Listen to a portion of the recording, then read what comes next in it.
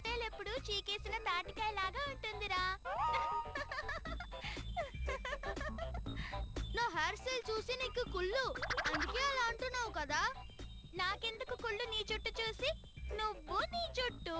సరే గాని నీకో విషయం చెప్పనా? ఏంటా విషయం?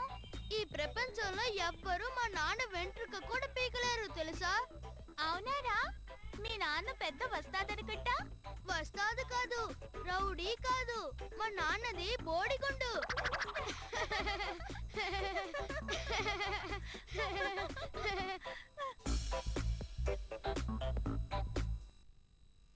జాకీ చాన్ కార్టూన్ ఎలా ఉంది యజ్ఞ? చాలా బాగుంది రోష్ని. యజ్ఞ, నీకో విషయం తెలుసా? ఏంటా విషయం రోష్ని? ఇసుక పరుపుల గురించి నువ్వు ఎప్పుడైనా విన్నావా?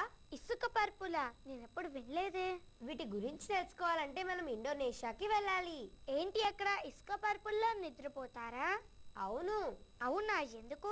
అక్కడ వాళ్ళు ఇసుక మీద పడుకుంటే ఆరోగ్యంగా ఉంటారని వాళ్ళ నమ్మకం. అంటే వాళ్ళ ఇంట్లో వాళ్ళు ఇసుక పైన పడుకుంటారన్నమాట. అవును. వేసవి కాలంలో చల్లగా, శీతాకాలంలో వెచ్చగా ఉండాలంటే వాళ్ళు ఇసుక మీద పడుకుంటారంట. అవునా? అవును. అంతేకాదు, కీళ్ళ నొప్పులు, దురదలు కూడా రావంట. అంటే మన దేశంలో కూడా ఇసుక పరుపులు వస్తే బాగుంటుంది కదా. ఇసుకకే ఇప్పుడు డిమాండ్ ఎక్కువ ఉంది. అదే ఇసుక పరుపులు వచ్చాయనుకో డిమాండ్ అమాంతంగా పెరిగిపోతుంది. అవునులే. మరి ఇప్పుడైతే కెవ్వు కేక్ వస్తుంది, చూద్దామా? ఓకే.